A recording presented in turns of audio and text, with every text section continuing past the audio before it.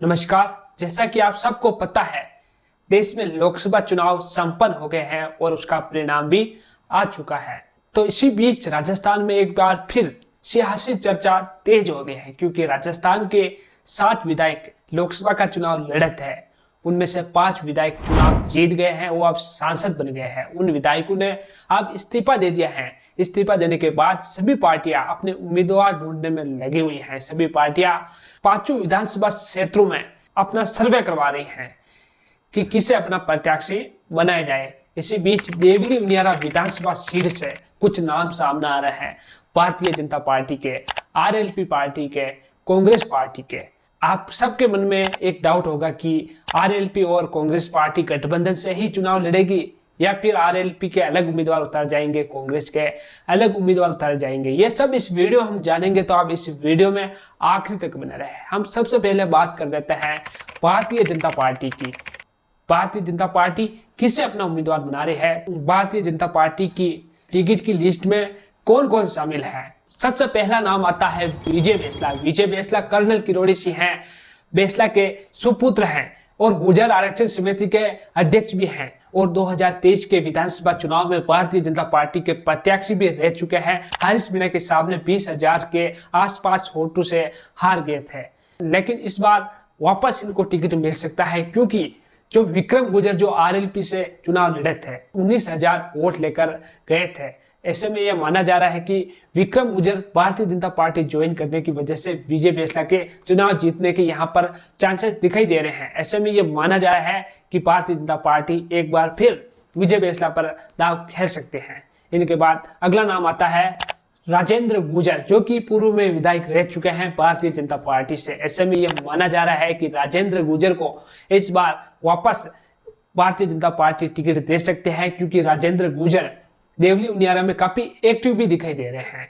इन्हीं को देखते हुए पार्टी राजेंद्र गुर्जर को चिता उम्मीदवार के तौर पर देख रहे हैं और अपना उम्मीदवार बना सकते हैं। इनके बाद अगला नाम आता है अलका गुर्जर, जो कि भाजपा की राष्ट्रीय मंत्री हैं। अलका गुर्जर के पति मंत्री भी रह चुके हैं। अलका गुर्जर पार्टी में काफी एक्टिव दिखाई दे रहे हैं। ऐसे में ये माना जा रहा है कि अलका गुर्जर को गुर्जर समाज से होने की वजह से पार्टी अपना उम्मीदवार बना सकते हैं। इसके बाद अगला नाम आता है सौम्या गुर्जर। सौम्या गुर्जर जयपुर ग्रेटर की मेयर है और पार्टी में काफी एक्टिव दिखाई दे रहे हैं। ऐसे में ये माना जा रहा है कि सौम्या गुर्जर को गुर्जर समाज से होने से यह फायदा मिल सकता है और इन्हें टिकट दिया जा सकता है। सौम्या गुर्जर का लोकसभा के चुनाव में टोंकसोई माधोपुर लोकसभा क्षेत्र में टिकट की रेस में नाम भी शामिल था। ऐसे में यह माना जा रहा है कि टोंकसोई माधोपुर लोकसभा क्षेत्र से टिकट नहीं मिलने की वजह से इन्हें देवली उनियारा से टिकट दिया जा सकता है। ये थे भारतीय जनता पार्टी के कुछ उम्मीदवार जो कि टिकट की रेस में चल रहे हैं। अब हम बात कर लेते हैं कांग्रेस पार्टी की ओर से। कांग्रेस पार्टी किससे अपना उम्मीदवार बनाने वाले हैं? कांग्रेस पार्टी के टिकट की रेस में सबसे पहला नाम आता है धीरज गुर्जर। धीरज गुर्जर कांग्रेस के राष्ट्रीय सचिव हैं और आलाकमान के बेहद करीबी है और देवली उनियारा विधानसभा क्षेत्र में उनका ससुराल भी है। ऐसे में यह माना जा रहा है कि पार्टी के प्रेशर से धीरज गुर्जर को यहाँ पर अपना उम्मीदवार बनाया जा सकता है, क्योंकि धीरज गुर्जर राजस्थान के नहीं पूरे देश के बड़े नेताओं में से गिने जाते हैं। लेकिन धीरज गुर्जर 2 बार लगातार भिलवाड़ा की कोटली विधानसभा क्षेत्र से चुनाव हार रहे हैं। एक बार वह विधायक रह चुके हैं कोटली से। ऐसे में यह माना जा रहा है कि अगर धीरज गुर्जर आलाकमान से अगर डिमांड करता है यहाँ के टिकट की, तो धीरज गुर्जर को कोई मना करने वाला नहीं है। धीरज गुर्जर ना तो सचिन पायलट के गुट में देखे जाते हैं, ना अशोक गहलोत के गुट में देखा जाता है। धीरज गुर्जर को आलाकमान का आदमी कहा जाता है और देवली उनियारा में इनका ससुराल होने की वजह से, जमाई राजा होने की वजह से इनको यहाँ पर समर्थन भी मिल सकता है। ऐसे में ये माना जा रहा है कि धीरज गुर्जर का भी यहाँ पर टिकट फाइनल है।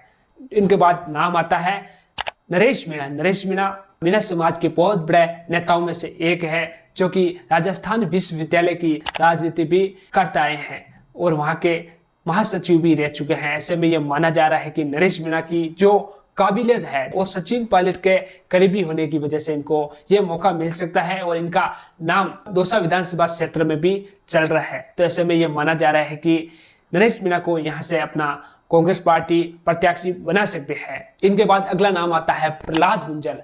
प्रहलाद गुंजल वही है जो ओम बिरला जो कभी 5 लाख से अधिक वोटों से जीता करते थे लोकसभा चुनाव में, लेकिन प्रहलाद गुंजल ने ओम बिरला के सामने चुनाव लड़ा और ओम बिरला को मात्र 40,000 वोटों से ही जीतने दिया। इतने दमदार है प्रहलाद गुंजल। तो ऐसे में ये माना जा रहा है कि प्रहलाद गुंजल भारतीय जनता पार्टी छोड़कर कांग्रेस में आए हैं। इसका फायदा पार्टी इनको दे सकती है, टिकट के रूप में गिफ्ट कर सकती है। कांग्रेस पार्टी प्रहलाद गुंजल को अपना प्रत्याशी बना सकते हैं, क्योंकि कांग्रेस के ये तीनों ही उम्मीदवार ऐसे हैं जो कि जीता उम्मीदवार के तौर पर देखे जा रहे हैं और बड़े दमदार नेता माने जाते हैं। अब हम बात कर लेते हैं आरएलपी की क्या भूमिका रहने वाली है। वैसे तो यहाँ पर आरएलपी और कांग्रेस गठबंधन से ही चुनाव लड़ेंगे, लेकिन जिस प्रकार हनुमान बेनीवाल के कुछ बयान सामने आ रहे हैं, हनुमान बेनीवाल कह रहे हैं कि हमारा गठबंधन लोकसभा चुनाव तक ही था, अब हमारी पार्टी अपने स्तर पर चुनाव लड़ेंगी। तो अगर आरएलपी यहाँ पर चुनाव लड़ती है कांग्रेस से अलग होकर, तो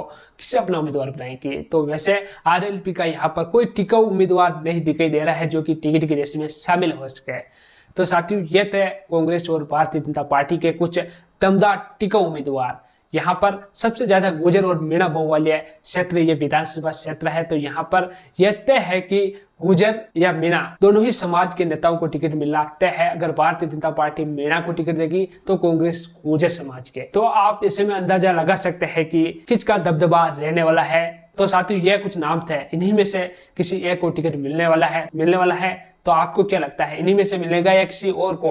अगर किसी और का नाम आपके मन में है तो कमेंट सेक्शन में जरूर लिखें। और आपने अभी तक हमारा चैनल सब्सक्राइब नहीं किया तो जल्दी ही सब्सक्राइब कर बेल आइकन को दबा दें। इस वीडियो को ज्यादा से ज्यादा शेयर करें। हाँ, और एक विशेष बात, हमारा पिछला चैनल किसी कारणवश बंद हो गया है। उस चैनल पर अब वीडियो नहीं आएंगे, सभी वीडियो इसी चैनल पर आएंगे। तो इस चैनल को सब्सक्राइब जरूर कर लें। धन्यवाद।